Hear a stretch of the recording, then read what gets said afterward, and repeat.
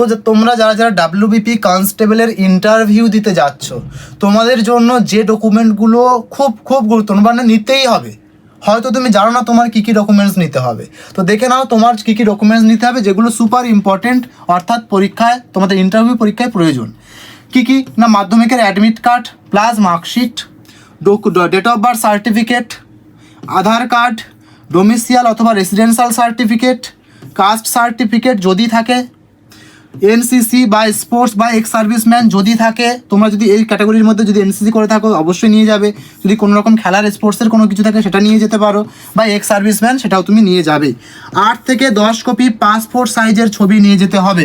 আর এই যে ডকুমেন্টসগুলো বললাম, এই ডকুমেন্টসগুলোর 2 কপি করে জেরক্স উইথ অরিজিনাল একটা ফাইলের মধ্যে একসাথে নিয়ে যেতে হবে। তো আশা করছি তোমাদেরকে বোঝাতে পেরেছি কী কী ডকুমেন্ট নিয়ে তুমি ইন্টারভিউ দিতে যাবে। Thank you all.